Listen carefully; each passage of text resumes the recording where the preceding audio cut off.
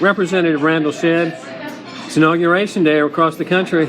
It's a big day for Republicans, isn't it? It is. You know, we're very hopeful for our country as we approach it with a prayerful way, and hope that President Trump and his administration brings good things to our country. I think it's going to have an impact on the state level, as I mentioned at the State of the State today. The issues from time to time that we try to address in the legislature with state agencies, they'll often tell us we can't do that because of federal regulations, or the federal government won't allow that, or that sort of thing. So I think after today that's going to change. I think that we're going to see a lot of the strings attached removed, so that we can make decisions on the state level that impact Alabama better. Well, Donald Trump was mentioning that throughout his campaign, and when his speech today at inauguration, it looks like that's infrastructure and jobs are going to be a couple of his big priorities, it appears. It is, and I'm very thankful for that. Transportation infrastructure is important to the economy everywhere in our country, and certainly locally, and as well as statewide. As I mentioned today, the new Speaker of the House, Mac McCutcheon, has just appointed me to the House Transportation, Utilities, and Infrastructure Committee, and I really appreciate that appointment, because that hopefully will put us in a position to make sure that my district and our area, that we get our fair share of the $1 trillion infrastructure plan that the president has, as well as local state dollars for transportation projects in our area. Well, that's a big honor. I mean, chairing that committee is a big deal, but in the wake of what's likely to happen, it's going to put you in a position to do some things that maybe you couldn't have done otherwise, isn't it? Well, I certainly want to be on the lookout for our area to make sure that we get our fair share, because you got to watch for that sort of thing.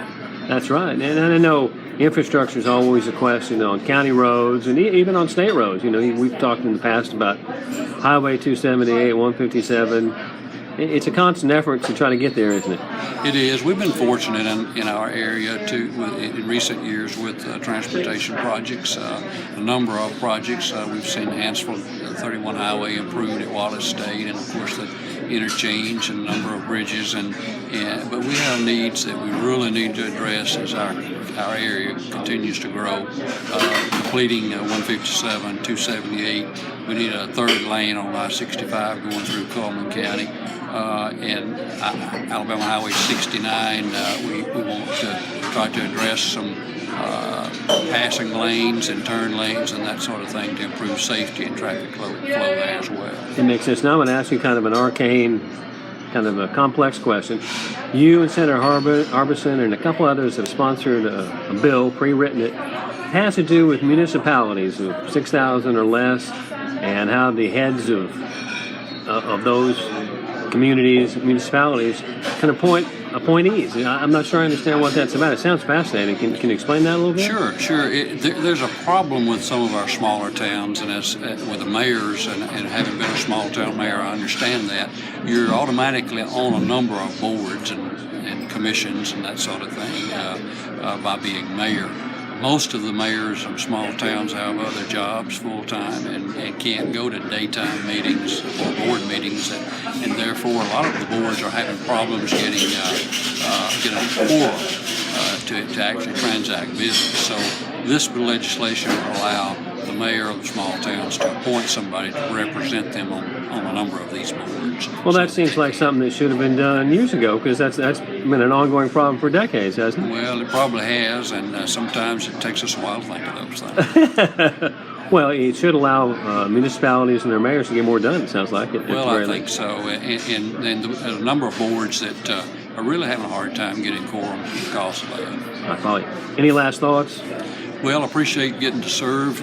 We're going to be working. Invited today at the State of the State. I invited our county commissioners in Cullman County, which is one of my 4 counties. I'm going to be asking them to let us go to lunch and talk about. We had this issue with the gas tax. I don't think that there's a way in the world that the statewide 3-cent per gallon gas tax increase will be passed by the legislature, and I don't see a way that it could ever pass in this session. I want to get with them and see how that we can. I've had a lot of success in my other counties helping them get Montgomery money for local projects, and I want to help them do that as well. So That makes sense. I'm going to do my best to see how we can better work together. But if there is a gas tax, I prefer that it be voted on with the people. All right. Representative Shedd, thanks so much for talking to me. I know you've got other things to do. I appreciate this 5 minutes, sir. My pleasure. Thank you for the opportunity.